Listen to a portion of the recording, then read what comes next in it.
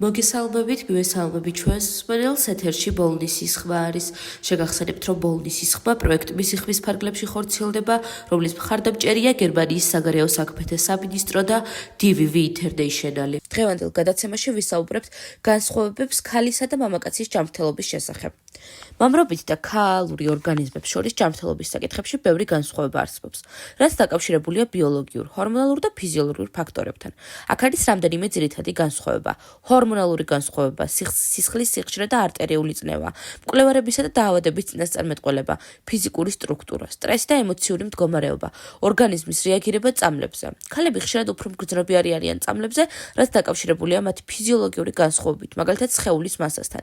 სავარაუდო ჯანმრთელობის სხვაობები ხშირად დადასტურებული არ არის და მნიშვნელოვანია, რომ ყველა ადამიანი ინდივიდუალურად იყოს შეფასებული და მისი ჯანმრთელობის მდგომარეობა იდენტიფიცირებული იყოს პროფესიონალური ექიმების მიერ. ძალიან დიდი მადლობა იმისთვის, რომ იყავით ჩემი დღევანდელი გადაცემის მსმენელი.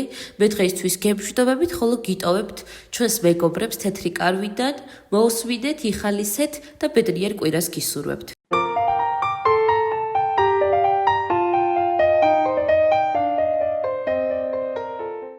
მოგესალმებით მეგობრებო, მე ვარ ნინი 37 წლის. დღეს თეთრ კარავში ქალები ისეთ თემაზე სასაუბროდ შევიკრიბეთ, რასაც სექსუალური ძალადობა ქვია. არ დაგიმალავთ და არც თუ ისე დიდი ხნის წინ პირადად მე სექსუალურ ძალადობაზე სულ სხვა წარმოდგენა მქონდა. არადა აღმოჩნდა, რომ ყველანაირი ქმედება საპირისპირო სქესისგან იქნება ეს ფიზიკური თუ სიტყვიერი, რაც ჩვენი სურვილის გარეშე ხდება, ძალადობაა და დასჯადია. თითქმის ყველა ქალს ერთხელ მაინც განუცდია ეს შეურაცხყოფელი გრძნობა, მაგრამ ამაზე ყოველთვის გრცხვენოდა და გვერიდებოდა საუბარი. მადლობა ღმერთს, ახლანდელი თაობა მეტად არის ინფორმირებული და შესაბამისად უფრო დაცულებიც არიან. მე ჩემს ისტორიას მოგიყვებით. დაახლოებით 10 წლის წინ ერთ-ერთ ძალიან ცნობილ კომპანიაში დასახელებისგან მაინც თავს შევიკავებ, სტაჟიორად ამიყვანეს და ძალიან გახარებული ვიყავი. ვოცნებობდი, რომ იქ გამეგრძელებინა მუშაობა. ჩემი უფროსი ახალგაზრდა სიმპათიური მამაკაცი გახდა და განსაკუთრებულ ყურადღებას იჩენდა ჩემს მიმართ. ცოლიანი იყო და მისი მეუღლეც ჩვენთან მუშაობდა. ოღონდ სხვა განყოფილებაში.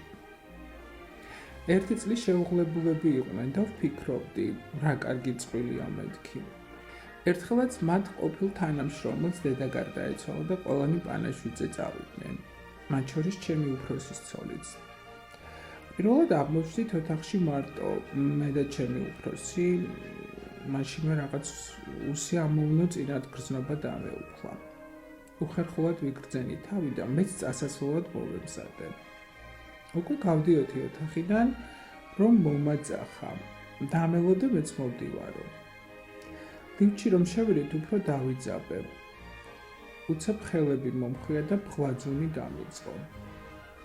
ისე დავიბენი, აღარ ვიცოდი როგორ მომეშორებინა. ამასობაში ლიფტიც გაჩერდა, კარი გაიღო და თავქოთ მოკლეჯილი გავიქეცი. ის იყო და მას მერე იქით აღარ გამიხედავს. ჩემი ნივთების წარმოსაღებადაც კი არ მივედი. ჩემს მშობლებს უთხარი აღარ მაინტერესებს იქ სიარული თქო. პირველად უყვები ამ ამბავს. არადა წესით უნდა მემხილებინა და მე კი არა ის ვაჟბატონი უნდა წაბრძანებულიყო. თანაც ისე რომ ცოლსაც გაეგო, როგორი ნანძირავას გვერდით ცხოვრობდა. ეს ხომ ჩვეულებრივი უსამართლობაა, რომელიც დამცირებულს და დათრგუნულს გტოვებს და მთელი ცხოვრება შეიძლება რომ დაუცველობის კომპლექსი ჩამოგიყალიბდეს. მოგესალმებით. მე ვარ მაკა 29 წლის. მეც პირველად ყვები ამ ამბავს და ზოგმა შეიძლება კიდეც გაიფიქროს, აქ რა იყო მოსაყოლიო. მაგრამ არა, სწორედაც რომ უნდა ხმამაღლა ვილაპარაკოთ ყველა იმ ანომალიაზე, რაც ჩვენს გარშემო ხდება, რომ ამით წინ აღვდგათ მსგავს ფაქტებს. წლების მანძილზე, მაშინ როცა უკვე გათხოვილი ვიყავი და ქმარი მყავდა, ერთი ჩემი თანამშრომელი მუდმივად, ჩუმად, ისე რომ სხვებს არ გაეგონათ, იხელთებდა ხოლმე დროს და საშინელებებს მეუბნებოდა ჩუმად ყურში, ჩურჩულით. უფრო სწორად თავის უხამ სექსუალურ ფანტაზიებს მიზიარებდა. ვისთვის უნდა მეთქვა, ჩემს ქმარს რომ გაეგო, ნამდვილად მოკლავდა და ამის გამო ციხებში ხომ არ გაუშვებდი. სულ ვცდილობდი, რომ მასთან ახლოს არ აღმოჩენილიყავი, მაგრამ მაინც ახერხებდა. ერთხელაც მორიგი სიბინძურე ჩამჩურჩულა, მე ვეღარ მოვიწმინე და ისეთი ძალით გავაწანი სილა, რომ მართლა დავინახე თვალებიდან როგორ წამოსცვივდა ნაპერწკლები. ის დღე იყო და ის, მე ახლოს აღარ გამკარებია. მაგრამ მოგვიანებით შევნიშნე, რომ ჩვენს ახალ თანამშრომელს გადაეკიდა, რადგან ხედავდი ახლოს ჩაუვლიდა თუ არა ეს გოგო ჭარხალივით როგორ წითლდებოდა. არ ვიცი ასეთ მანიაკებს როგორ უნდა მოვექცეთ, მაგრამ ფაქტია, როცა ეცოდინებათ, რომ შეიძლება დაისაჯონ, ფრთხილად იქნებიან. მეც მოვყვები, ოღონდ ეს არ არის ჩემი ამბავი. მაშინ სულ პატარა ვიყავი და წესიერად არც კი მესმოდა რა ხდებოდა.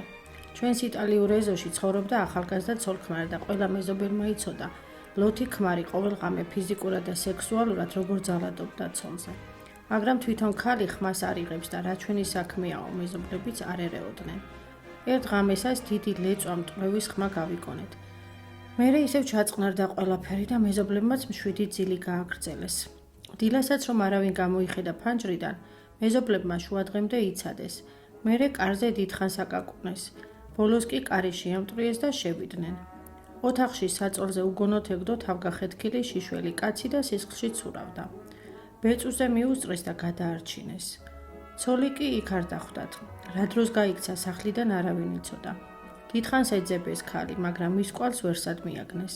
როცა მისი მშობლებიც მოვიდნენ, აღმოჩნდა, რომ არაფერი იცოდნენ იმ ძალადობაზე, რასაც მათი ქალიშვილი 2 წელი უძლებდა. ის კი არა, ეგონათ, რომ ძალიან ბედნიერი იყო, რადგან სიყვარულით გათხოვდა და არასოდეს ქმარზე საყვედური არ დასცდენია. მერე კი მოგვიანებით ისიც გავიგეთ, რომ ის ქალი დაუჭერიათ და ციხეშიც მჯდარა. კაცი მაშინ კი გადარჩა, მაგრამ მაინც მალე გარდაიცვალა. მიუხედავად იმისა, რომ პატარა ვიყავი, ამ ამბავმა ძალიან იმოქმედა ჩემზე და მას მერე სადმე პატარა ძალადობის მოწმე თუ გავხდებოდი, მაშინვე პოლიციას ვიძახებდი. თქვენც ყველას მოგიწოდებთ, რომ არასოდეს დახუჭოთ თვალი უსამართლობაზე და აუცილებლად მოახდინეთ რეაგირება. ახლა კი უკვე მანიშნებენ, რომ ჩემი დრო ამოიწურა. კიდევ ერთი კვირით დაგემშვიდობებით. მომავალ შეხვედრამდე, მეგობრებო.